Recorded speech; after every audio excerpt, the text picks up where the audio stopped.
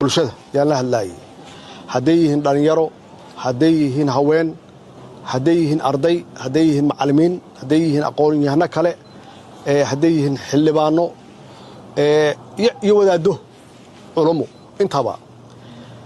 runtii xogtaasaan aruurinaya waxaa ii soo baxday dalka inuu ku jiro xaalad adag kaliya ma oran kara kala guur oo dee teeramkii ama teeramkeennii waxaa ka harsan 6 bilood ma oran kara kala guur ilaahay nama kala raro laakiin runtii waxaa aan darsay oo aan ogaaday dalka inuu ku jiro xaalad aad iyo aad u cakiran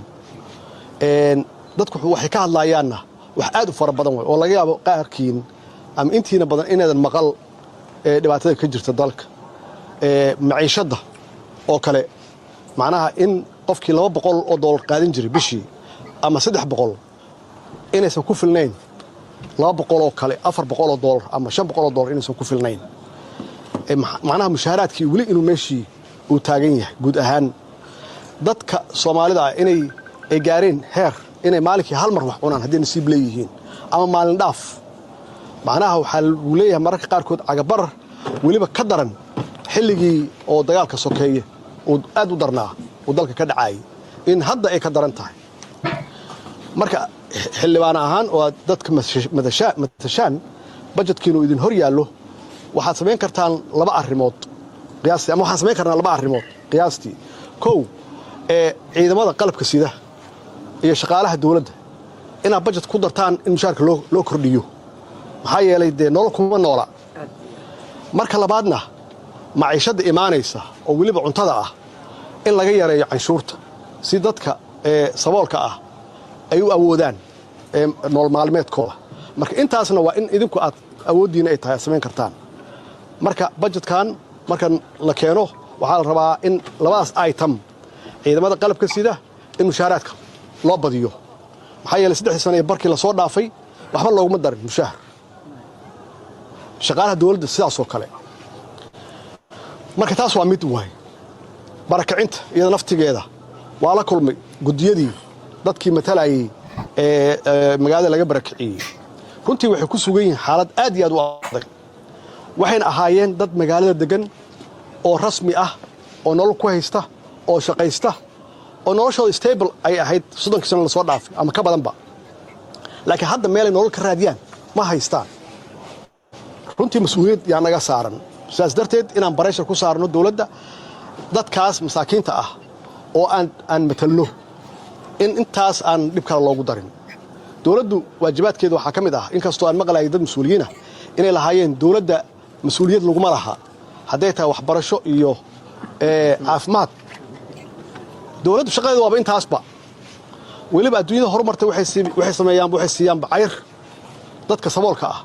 dadka curyaamada ahna si gaara loo daryeelaa qaar dawlado korontada ka bixiyaan maxaan ku rahaa muwaadiniintooda marka dawladdu waxay u samaysan tahayba inay bixiso adeeg service inay bixiso kowna waxaa ah si loo bixiyo service ama adeeg ammaanada dadka in loo hayo wixii markaas la hayo in la beeqaamiyo ummadda ammaanadooda in la ilaaliyo waxyaabaha kow laga rabo dawlad waa intaas macnaheedu maxay tahay zero corruption haddii corruption uu jiro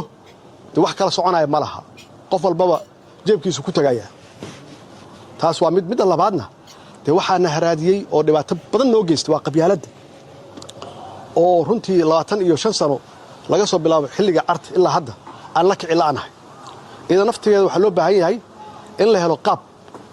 looga gudbo ama dadkeen loo wacyigeliyo ama siyaasiyiin haddaan nahay annaga aan bilaawno inaan discourage garayno wax alla wixina kala qaybin kara hadday tahay gobol iyo hadday tahay qabiil iyo wax la mid ah marka sidaas daraaddeed runtii shaqo badan ayaa noo taalla waxaase ugu daran oo kale idinka waxaa laga idin maqal xaaladaha dhalinyarada ka jira daraag badan in dalka soo galo oo dad mas'uuliyiin ay ku jiraan oo la keeno oo si sharci loo keeno noocyo kala duwan oo daraaga ah marka haddii dalku uu maxaan ku raahdaa dadkeenu ay haystaan maxaan ku raahdaa xaalado dhaqaale xumo iyo baahi iyo gaajo haddii loogu daro daraag caruurtooda haddii dawladda hawsheeda waa gabtay marka sideedaba marka intaas naftigeeda waxaa laga rabaa in shuruuc adag runtii baarlamaanka uu ka sameeyo dadka mas'uuliyiinta oo qaabilsanna lala xisaabtamo maxaa yeelay waxa baaba'aya waa ubadkeeni weeye waa mustaqbalka dalkan weeye marka runtii waa mahadsantihiin caawa inaad ii timaadeen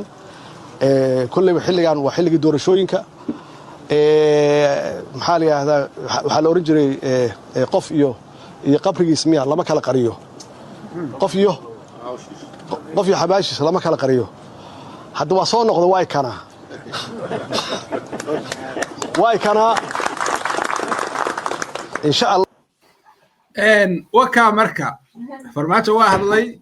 هذا الكيس أنا واحد كوس على وكامبين إنه صار نقدر ربع وكامبين بقولش كامبين كيس بقولش ذات سؤال الله هيا حل بقى النادي بقول الله هيا وش هيا وحو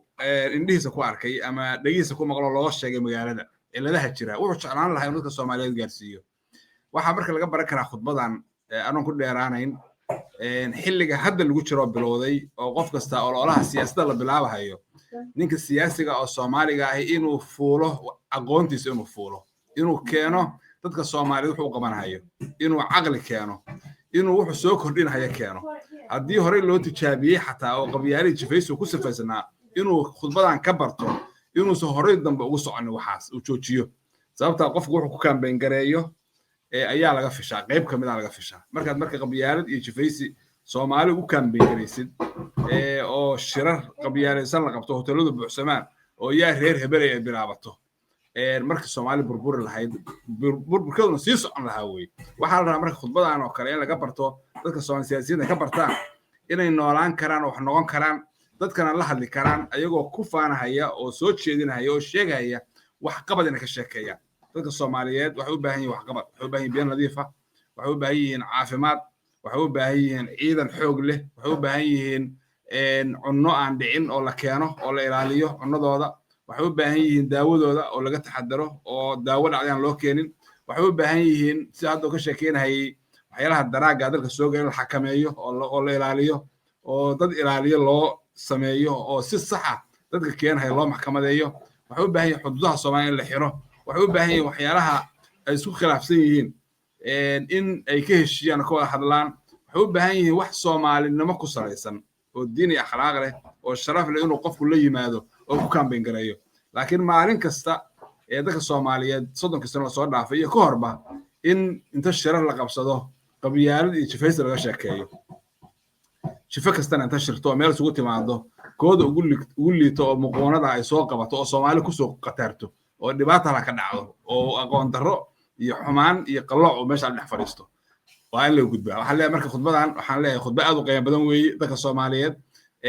si caam ah si khaasana waxay u taabanaysaa dadka siyaasiyiinta oo raba inay siyaasad ku soo biiraan inay wax ka bartaan oo ku kaambeyn gareeyaan oo Soomaali la hor yimaadaan wax ka bar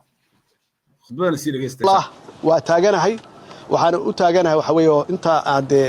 doorashadii hawleeda la gaarin waxa la rabaa in mas'uuliyiinta joogta hadda